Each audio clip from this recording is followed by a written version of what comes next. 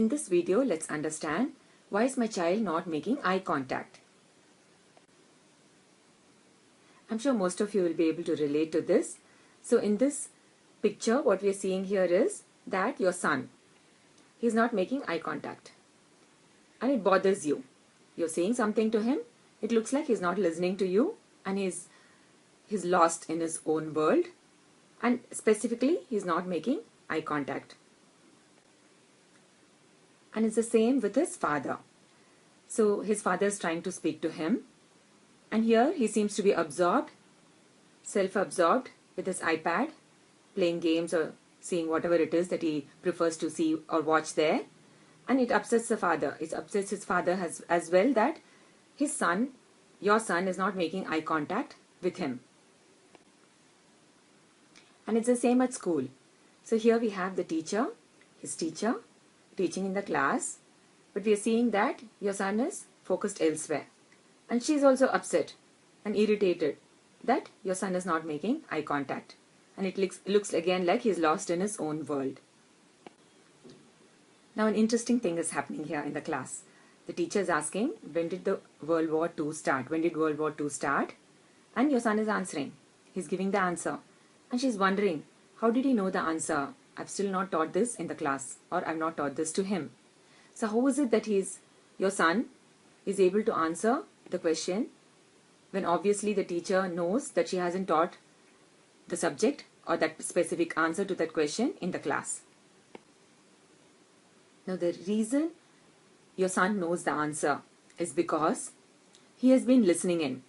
His whole energy field has been listening to whatever is happening around him. So he doesn't just listen with his ears. And even though he's not making eye contact, he's absorbing everything that's happening around him. He's very much aware of his surroundings. In fact, even more aware than so-called neurotypical children or neurotypical people. So when other kids were reading about it, not necessarily children from his own class, somewhere he has heard or listened to the information and has absorbed that information, which is why he knows the answer to the question. Alright, so there's something interesting happening that you can see in this slide where your child is able to make eye contact with his favorite dog. Now in this slide, I've tried to depict both of them making eye contact, but I couldn't position the dog, I couldn't get to position the dog correctly. But what I'm trying to convey here is that he's able to make eye contact with the dog. So how is this possible, where he's able to make eye contact with the dog, but he finds it difficult to make eye contact with you or or his father or his teacher or even his peers? So what is happening here is that he feels very comfortable with his loving dog because the energies of his dog is one of unconditional love, which makes him feel very comfortable and relaxed. And so with spontaneous, effortless ease, he's able to make eye contact with his loving dog. So what is happening with respect to this eye contact or understanding of this eye contact is that if the person whom he's interacting with, if he feels that their energies are stressed, or if he feels the stress in their energies, he's not able to relax. Because for an autistic child or an autistic person, to make eye contact requires a whole lot of energy.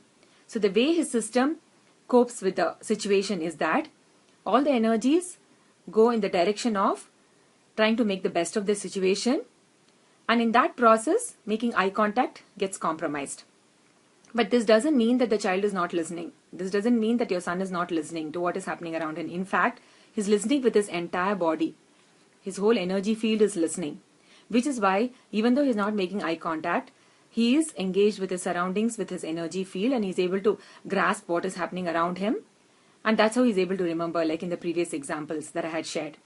Then the other point is that I would encourage that not so much emphasis be laid on making eye contact in conversations or interactions with your child, because if it's a stressful energy, it adds to the stress.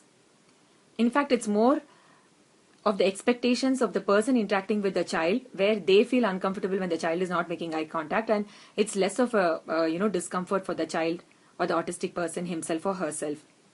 Then the other thing is the solution as to, okay, if you really prefer that your child make eye contact and be able to interact with people or engage in conversation, in a comfortable, easy manner for both people involved in the conversation or interaction. The best thing would be for the person interacting with the child, for their energies to feel very relaxed and comfortable and filled with unconditional love for your child. Then your child, just like how he's able to interact with his dog and make eye contact, will be able to make eye contact with the person whom he's interacting with.